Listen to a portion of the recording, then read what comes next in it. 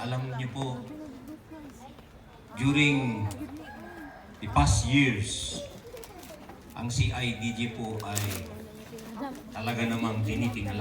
Hindi ko naman sinasabing hindi na tinitingala ngayon. Of course, magagaling pa rin po sila.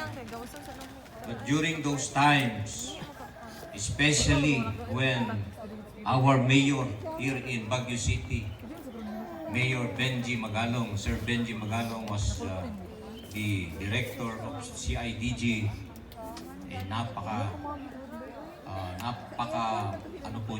Napakataas po ng lipad ng mga CIDG back then. Ako na lang So it is my challenge to you now to bring back the glory and pride. Hindi ko sinasabi na wala na yun. Pero yung yabang, ibalik niyo yan. Kasi you are the premier investigation unit of the Philippine National Police. So after your graduation here at the basic recruit course, you will be turned over to the CIDG for your field training program. Sabi siguro ng mga parents ninyo, mga loved ones ninyo, sabi ng mga misis ninyo, mga esme ninyo, akala namin may iuwi na namin sila. Hindi pa po. Meron pa pong 6 months. Natatapos po ng phase 1 ng kanilang training, which is the basic recruit course. Now, they would apply the different theories and doctrines that they have learned during their recruit training. So after this, you will be turned over to the, hindi ba sa training, sa RSTU? CIDG muna, then ultimately we will be turned over to the RSTU personnel for your field training program.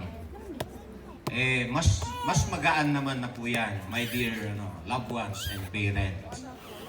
Hindi na katulad nung training nila dito sa basic recruits, nung inihihiwalay natin yung boy from the, tawag doon, men from the boys and women from the girls.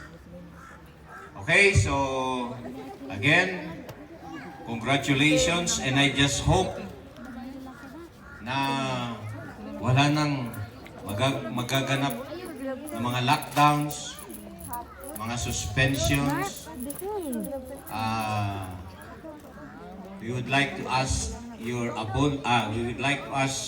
apologies and your indulgence, parents, kasi po alam niyo po naman na nagkaroon tayo ng pandemic.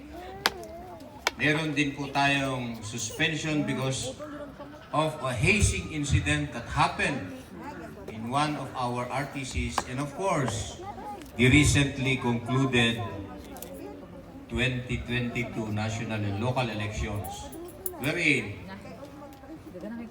some, I think all of our recruits were utilized as force multipliers.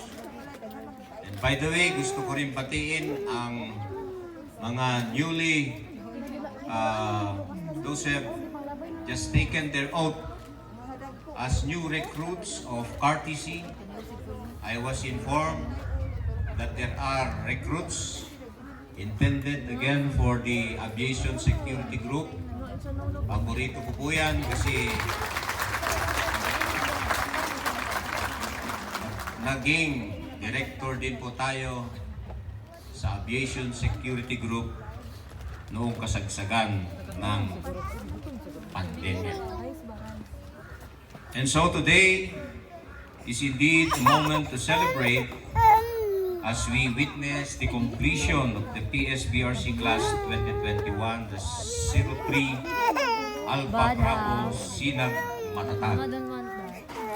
This day symbolizes the fruit of all the hardship, the challenges and determination in becoming newly members of the PNP organization. Congratulate yourselves. Starting today, you are no longer police trainees, but already as patrolmen and women. And by the way, na-receive nyo na ba ang inyong mga bonus? Na-intriga nyo ba kila misis at saka sa mga parents? Naibigay po ba nila sa inyo, sa mga wives dyan? Yes, sir. Oh, very good. Very good. So after this, siguro, May bawas, ma'am. Ricky, baka pwede mo naman silang bigyan ng konting break May namasad, no? to have a bonding with their respective families kasi nakita ko may mga maliliit na bata. Of course. Namimiss na nila yung kanilang mga daddies. And mommies, baka ano pa naman kayong dyan. ano rito? Meron pa kayo? Parang iisa lang yung nakikita kong babae. Ilang ang babae rito sa klase niyo? Mag-isa ka lang iha. So, you are the rose among the thorns.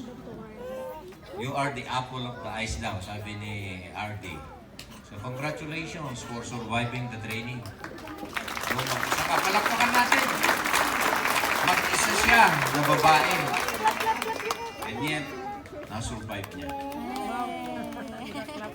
The decision to be part of the PNP organization means accepting the life full of sacrifices, hard work, patience, and strong sense of responsibility. To remain in this profession requires passion to serve the public with utmost respect and dignity.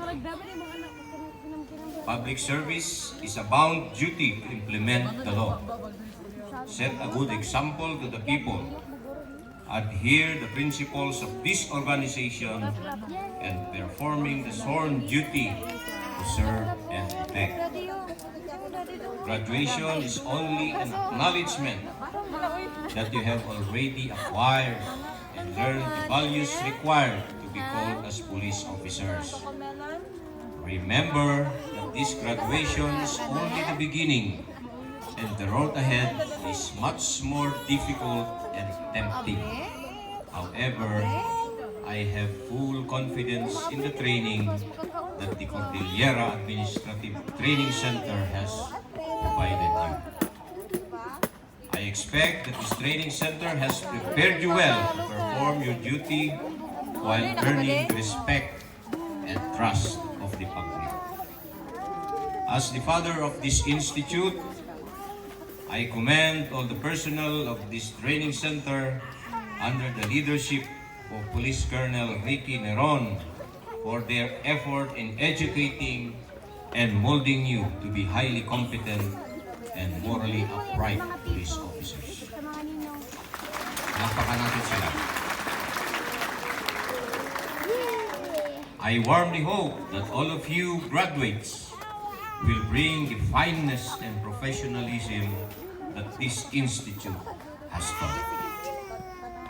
Let us all be reminded of the program trust of our Chief PNP, Police General Rodolfo S. Azurin Jr., which is the M plus K equals K, or malasakit, kaayusan, kapayapaan, tungo sa kaunlaran. That is the peace and security framework which he adopted when he was the regional director of PRO1 or the Ilocos region. It aspires to address the external and internal issues of the organization, conveying that we police officers are sworn to serve and protect the community. Reiterating the focal key factors towards success, alignment, coherence of actions, collaboration, and constant communication. Yun ang ipinakita nyo kanina during your presentation. Further, honesty, transparency, and accountability be the guiding principles of each one of you. There is no better person than an honest and upright man or woman. The public expects so much from us. Be earnest and face the field with confidence and dedication to our undying service. Always remember that life is beautiful. Kaligtasan ng mamamayan ay sagot natin. Tulong-tulong tayo. PNP, kakampi ng bawat Pilipino. Again, good morning and congratulations and may God bless us all.